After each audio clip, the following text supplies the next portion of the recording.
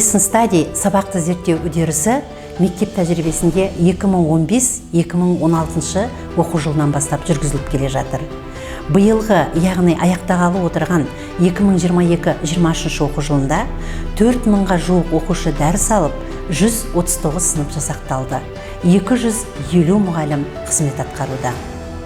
Дәстүрлі түрде жылдағыдай өтетін Lesson Study сабақ зерттеу үдерісі мұғалімдердің кәсіби дамуының оң көзіне айналды.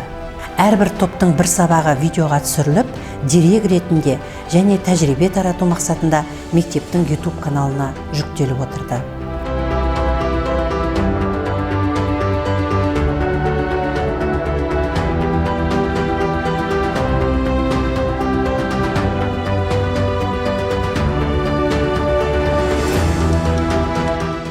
Қазіргі кезде білім беру сапасын арттыру, әдістемелік негізін өзгерту қоғамның тарапынан сәйкес туындап отырған жағдай.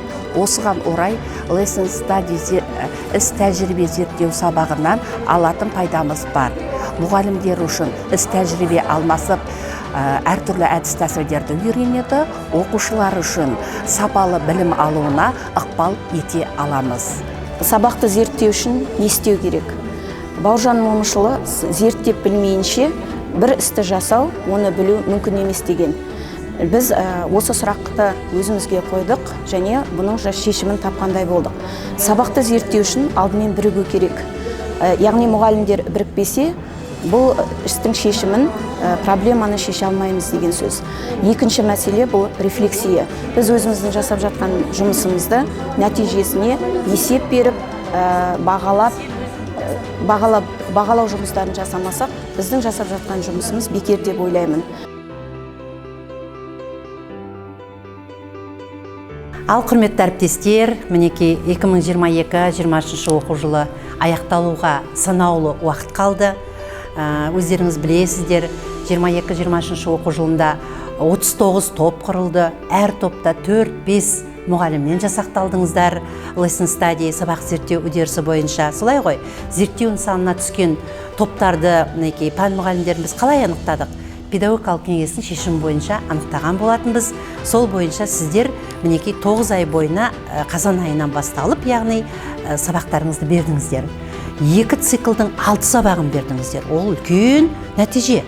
Сондықтан Lesson Study сабақ зерттеу үдерісінің қаншалықты сіздерге оң нәтиже бергені, қаншалықты сіздерге тиімді болғаны, балаларға қаншалықты әсер еткен туралы бүгін қорытындылап, ойымызды ортаға салайық.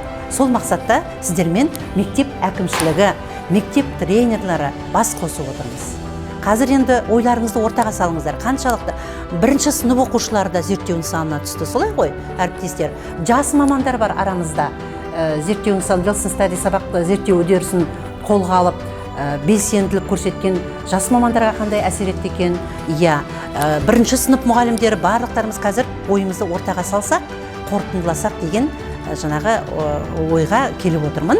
Ал қалай ойларыңызды ортаға салсаңыздар?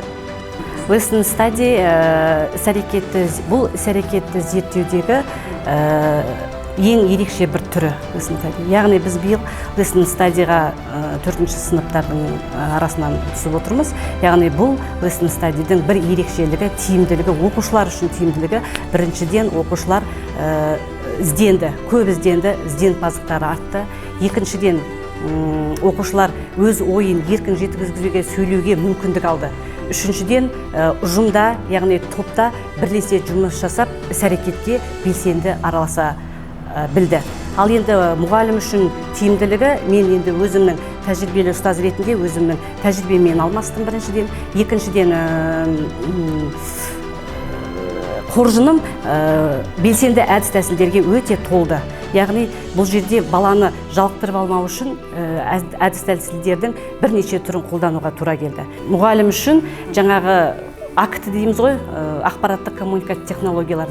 Қазіргі заманның талабына сай платформалар көп қой, сол платформаларды мен қоржыныма көптеп салдым. Яғни баланы жалықтырып алмау үшін неше түрлі әдіс тәсілдерге қол жеткіздім. Яғни осы үдеріс алда да өз орнын тапса деп ойлаймын. Құрметті әріптестер, осы бірінші сыныптар мектеп табалдырған ең алғаш аттаған кезде осы lesson study сабағын жүргізу, сабақты зерттеу сіздерге күрделі болған жоқ па? Lesson study зерттеу сабақ үдерісінің бақылау нысанында биылғы оқу жылында мен сабақ өткіздім. Менің сыныбым бірінші сынып болғандықтан біз қараша айында зерттеу сабағын бастадық. 2 циклдың 6 сабағын толық өткіздім. Бұл жерде lesson study зерттеу тобының мүшелерінде көп ықпал жасады. Сол зерттеу мүшелерімен ақылдаса келе, әр сабақта белсенді әдіс тәсілдерді пайдалана отырып, қазір оқушыларым ойын жақсы жеткізе алады, әр сұраққа жақсы жауап бере алады, сабаққа белсене қатысады, сыныптың сапасы жоғарғы деңгейде деп айта аламын. Биылғы 2022-2023 оқу жылында мектебімізде жас мамандар қатары көбейді. Енді осы lesson study зерттеу үдерісінің жас мамандарға ықпалы қалай болды екен, өздеріне қандай жағымды жақтары болды, соны да ойларыңызбен бөліссек. Мен математика пәнінің мұғалімі Бейсенғалиева Әйгерім Ақназарқызы. Осы мектепте жұмыс істеп жатқаныма 2 жыл. Жас маман ретінде менің айтарым, lesson study мен үшін өте көп көмегін берді. Біз топ мүшелерімен бірге ең алғашқы сабақта сыныпта кеткен кемшіліктерді ақылдасып, және де қазіргі уақытта көптеген жетістіктерге жеттік деп сенімді түрде айта аламын. Lesson study сабақты зерттеу үдерісі мен үшін жеке айтатын болсам, сыныптың сабаққа деген қызығушылығын қалай арттыруым керек, сол сұраққа өте көп жауабын алдым, түрлі тәсілдерді үйрендім. Сонымен қатар сыныпқа берген пайдасын айтатын болсақ, оқушылар өзін еркін ұстайды. Кез келген ортада, кез келген сабақта өзін еркін ұстайды, және де өзінің ойымен еркін бөлісе алады. Құрметті әріптестер, осы lesson study'дің сіздер топ бойынша балалармен жұмыс жасап жатсыздар ғой. Енді сол балалардың тәртібіне, тәрбиесіне қандай сабақ үстінде балалар өздерін қалай ұстай алады? Әсер тиді ма осы сабақтың, үдерістің, lesson study'дің? Сол жайында айтып берсеңіздер. Мен Жангелдина Ай, ағылшын тілі пәнінің мұғалімімін. Менің сыныбым 6N lesson study сабағын жүргіздік. Яғни өзіме көп деген кәсіби тәжірибемді жинадым. Ал енді тәрбиелік жағына келетін болсақ, балалары өте белсенді болды, ынталы болды, және де топтық жұмыс жасап, бір-бірін сыйлап, ұжымдық жұмыс жасай алды деймін. Және де олар әр сабақ сайын ашылып, өздерін көрсете алды. Мынандай бір сөз бар ғой, қанатты сөз. Ойлау оңай, ал іс-әрекет қиын. Бірақ сол ойды іс-әрекетке айналдырудың өзі ол қиынның қиыны. Бірақ та осындай қиыншылыққа біз төтеп беріп, lesson study сабағының 2 циклындағы 6 сабағын беріп өттік. Ал енді өзімнің сыныбыма келетін болсам, сабақ берген өте белсенді болды, тәжірибелері мол болды, ұжымдық жұмыс жасап, бірге көптеген жетістіктерге жеттік. Топ мүшелеріне де көп рахмет.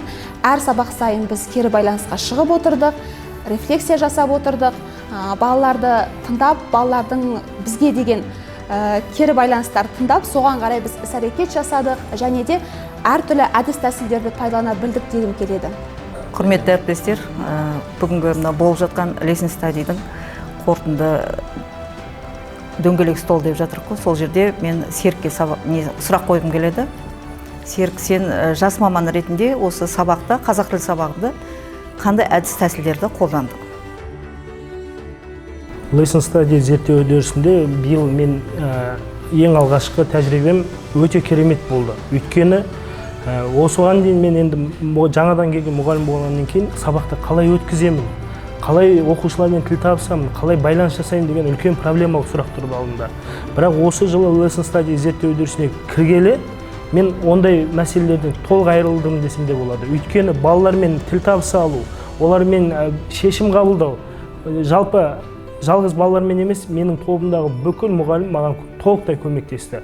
Олардың өздерінің бұрынғы тәжірибелеріндегі әдіс тәсілдерді қолдана білдім. Мысалы, айтатын болсақ, өрмекші торы әдісі арқылы үй тапсырмасын сұрау арқылы, яғни қай оқушы өрмекші торына түсіп қалатын болса, сол оқушы үй тапсырмасын айтады. Ол жерде оқушы қобалжиды, талпынады, ары қарай ынталанады, мысалы сол арқылы. Одан бөлек қаншама әдіс тәсілдерді біз қолдана білдік.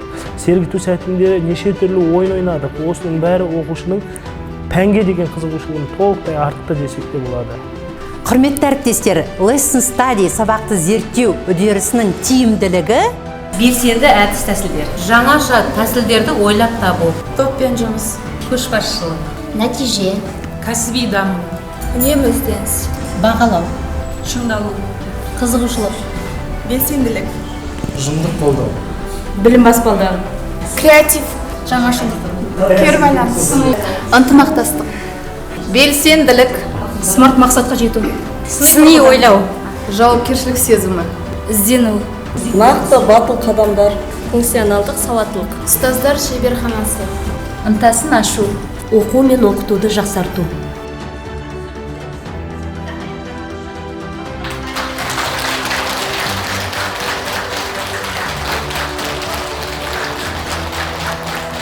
Мен Жайылғанова Камила Мұрсалқызы, нөмірі 26 мектептің тренерімін. Осы 2022-2023 оқу жылындағы 39 Lesson Study зерттеу топтарының модераторымын. Біз биылғы оқу жылында 39 зерттеу тобын құрып, 39 модератормен бірлесе отырып, зерттеу нысанын жүргіздік. Біз қазан айында зерттеу сабақтарын, яғни зерттеу нысанын бастадық. Lesson Study'нің 2 циклының 6 сабағын толықтай өткізіп, қазіргі таңда зерттеу үдерісін толықтай аяқтадық. Lesson Study сабақты зерттеу үдерісі мұғалімдердің топтасып жұмыс істеуі, бір-біріне қолдау көрсетуі арқылы өздерінің кәсіби құзыреттіліктерін дамытуға мүмкіндік алатын тәжірибе алаңы деп айтар едім. Біздің мектебімізде бұл үдеріс жыл сайын өз жалғасын табады.